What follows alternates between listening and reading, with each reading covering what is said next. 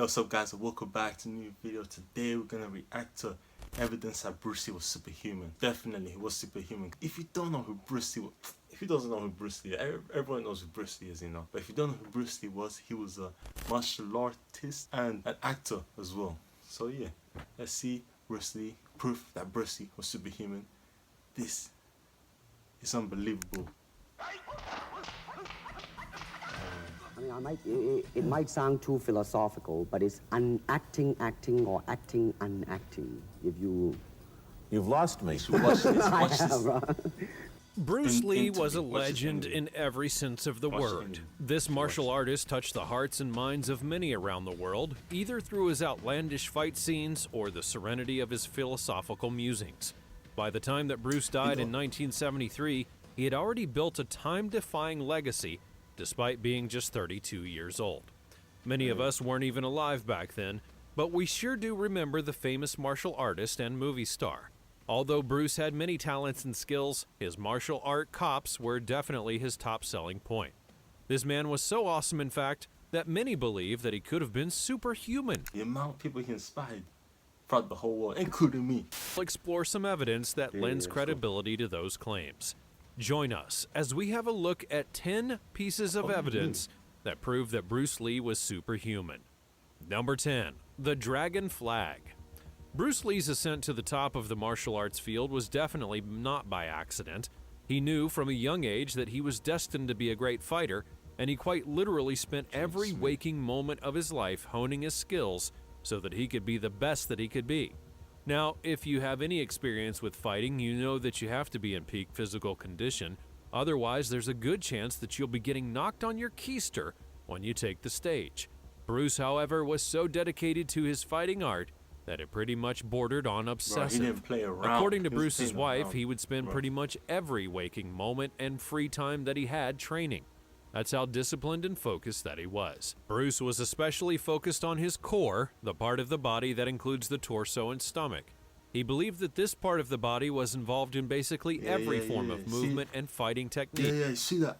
The core, that's how you strength, that's how you get all the power from, that's how you get all the strength, you know? The core, I know like the core is where you get all the strength from. Like when you punch, when you kick, it's like the core moves before you actually, you know, do the main thing.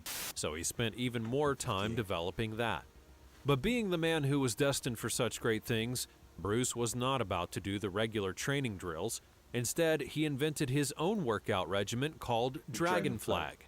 In Dragon Flag, Bruce would lay flat on a bench and then would lift up his entire body from the bench with nothing but his shoulders touching the surface. From there, he'd hold that position for minutes, raising and lowering his entire body at will, which is probably something I'm going to skip the next time that I hit the gym. Today, Dragon Flag is a staple of many martial arts training programs and exercise sessions, although I don't really think that there's anyone who could do it as impressively as Bruce Lee. Number 9. Bruce caught rice grains with chopsticks. While physical fitness is undoubtedly a great way for any fighter to train, it's also important that they work on several of their instincts, and amongst those instincts, hardly does any matter more than the reflexes. The ability to think fast and react to changes around you is going to help anyone, especially a fighter who's in a bit of a tight spot while in combat. Bruce knew this well, and being the obsessed and focused fighter he was, he worked tirelessly to hone his reflexes so that they could help him while fighting. But while most people would use regular methods to train their reflexes, I think that we all know that Bruce was not one for the regular stuff. According to legend, he would actually throw grains of rice into the air and then literally catch them in midair with nothing but chopsticks. Now, if you've seen the 1984 classic Karate Kid, you'll probably remember the point where Mr. Miyagi trains Daniel to catch a fly with a pair of chopsticks, and I'm pretty sure the movie got its inspiration from the legendary Bruce Lee himself. It was reported that Bruce was a master of this drill and would catch the rice almost every time that he threw it into the air. But there's no video evidence of that, but considering how dedicated he was, I wouldn't doubt that it actually happened one little bit. Number 8. Bruce was unusually strong. Whenever you think of the word superhuman, it's easy to see why one of the first things that comes to your mind is strength. After all, superheroes can pull off amazing feats of strength like they're nothing at all. But if Bruce should be described as being superhuman, it's kind of logical that he'd be much stronger than any average He would person. send people flying. And in many ways he strong. was. He would send And people merely flying. looking at Bruce, you may easily doubt the fact that he could have superhuman was too quick. strength. Those were too quick After for all, camera. he wasn't Way too quick. necessarily the most muscular or even toned person out there.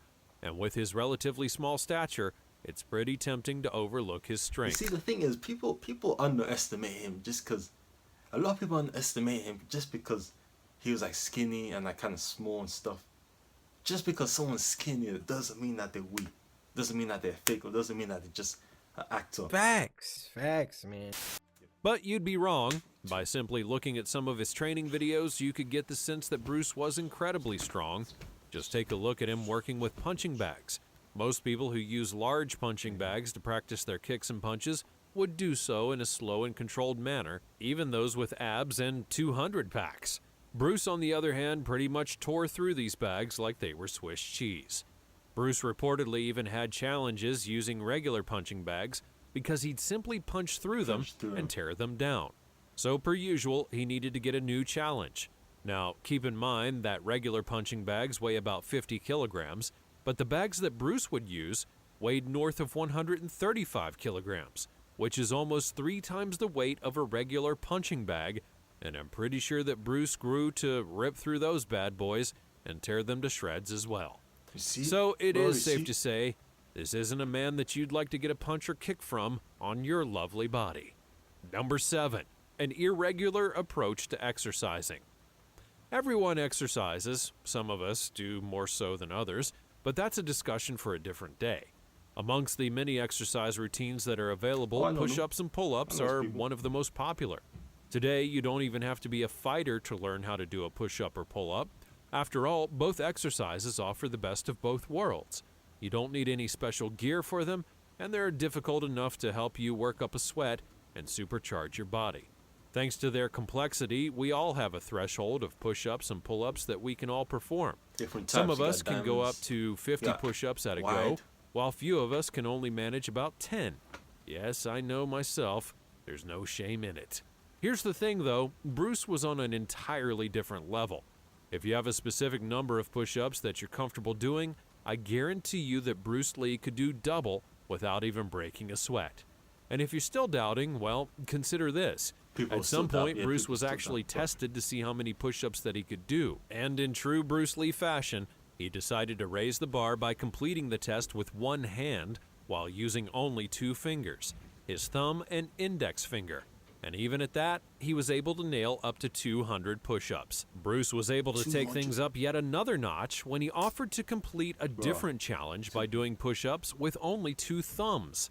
And in this position, he still managed to do over 100 of them. And Whoa, now for just the thumb. grand finale.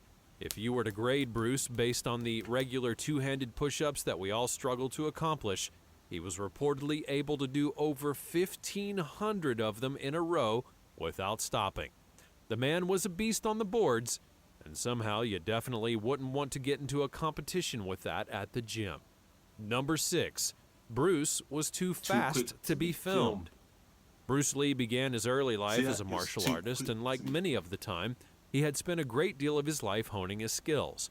So by the time that Hollywood came calling, he had essentially already become one of the most renowned martial artists in the world. But here's the thing though, Bruce almost didn't even make it into the movie business. At the time, movie-making technology was just getting to the peak of its prowess, and there was still a lot of work that needed to be done. Bruce was so fast that directors literally had issues filming him. In 1966, Bruce got one of his biggest breaks on screen with The Green Hornet, Green Hornet. a superhero television series that lasted just 1 season, but Bruce was undoubtedly the breakout star. However, shooting the series was very challenging because the cameras of the time just couldn't capture his moves in real time. Unlike today, when we have cameras that can shoot up to 240 frames per second, most movie cameras in the 60s and 70s struggled even to shoot at 24 frames per second. This would mean that many of Bruce's fight scenes just couldn't show up correctly on camera. Bruce could throw up to 9 punches and 6 kicks respectively in a single second, and that's surely nothing that could record that much. Producers of The Green Hornet would claim that many of the recordings that they had showed Bruce seemingly standing motionless while all of his enemies fell to the ground. But in reality, the man was just too fast to be captured. Eventually, filmmakers had to ask him to take things down a couple of notches just so that they could follow his actions. Number 5, the 1-inch punch. The field of martial arts is full of a lot of flashy feats. You can see artists breaking concrete slabs like they were made of plastic, or jumping high in the air like they had suspenders attached to their waists. However, I would argue that no martial arts feat is as famous as Bruce Lee's 1-inch punch. As the name would suggest, the 1-inch punch would have Bruce punch a target from just an inch away and pretty much send them flying. The punch has become something of a pop culture legend, even being featured in the classic cult film Kill Bill. Despite standing just an inch away from his target, Bruce's punch could send them flying as far back as 5 meters. Still, the punch was strong enough to essentially incapacitate the victim once it had landed. According to one researcher at Stanford University, Bruce's fists travel a small distance in mere milliseconds in order to deliver the 1-inch punch. However, the jab actually draws power from Bruce's legs. To land the punch, Bruce straightens his legs with a quick and explosive knee extension, and this sudden jerk of his legs increases the speed of his hips. See that one thing that he did too? When he was at the gym, he would have the weights on his back, and then he would go up and down as quick as he can to strengthen his, what do you call it? To quicken his muscle twitch fibers, I think that's called. Yeah. To strengthen it, his muscle twitch fibers. Yeah. That's why he would go up and down quickly, as quick as he could, with the weights in his back like that. That's why he could kick so much. That's why he kicked so powerfully. Like Manson Gibson. You know Manson Gibson? You should watch him, check him out, Manson Gibson. Which in turn moves his shoulder forward and allows him to thrust his arm. Bruce's elbow is then extended very quickly as well, driving his fist forward. And finally, he flicks his wrist just before impact, further increasing the velocity of the punch. By the time that Bruce lands his 1-inch punch, he's combined the strength of some of the biggest muscles of his body. It's been estimated that the force of the punch is almost equivalent to that of a car crash at about 50 kilometers per hour. And so, it's no wonder that the punch sends his opponents flying in an instant and incapacitates them for minutes. Number 4. Bruce's kicks sent people literally flying. Yeah, that's what I said before. As the determined martial artist that he was, Bruce was also adept at using pretty much anything that he had when the time came to throw down. And although most of the devastation that he would cause was with his hands, Bruce was not exactly a lightweight when it came to using his feet either. According to many sources, one of Bruce's most treasured possessions was his training shield. He would use it to practice his kicks and pretty much took the shield everywhere he went. As the reports would have it, Bruce would invite people to wear the training shield and then he would kick them. The amount of power that he put into the shields varied, but it was noted that Bruce could easily kick people so hard that they went straight up flying into the air. You see that? Number 3, the lightning fast magic trick. Everyone loves a little bit of magic. It stretches the mind and makes us all want to believe in the truly unbelievable. Never one to shy away from an opportunity to amaze, Bruce also dabbled in some magic back in the day. Only that this trick would once again prove just how superhuman that he was. We all know the classic trick where a magician pulls a coin from the back of your hair, but Bruce would take that trick and tweak it just a little bit. In his own version, he'd place a coin in the palm of your hand and then ask you to stretch your hand out with the coin in it. The moment that you notice any slight movement in Bruce's body, your task would be to close your hand quickly so that he didn't take the coin. It might seem simple, but here's the thing.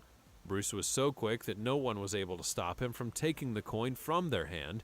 It's just another testament to how quick the man was.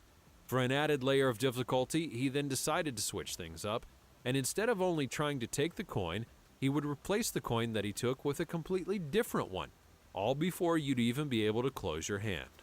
Just imagine if Bruce Lee had chosen to be a pickpocket instead of a martial artist. He probably would have made a killing. Number 2, he was unpunchable.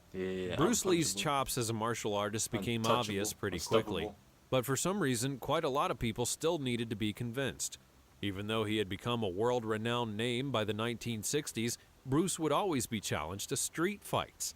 Many people in that time just needed some convincing, or perhaps they just loved being hit. Who really knows? While Bruce mostly shrugged off the challenges, there were certain times when he had to actually show exactly how good that he was, and wow, were people convinced.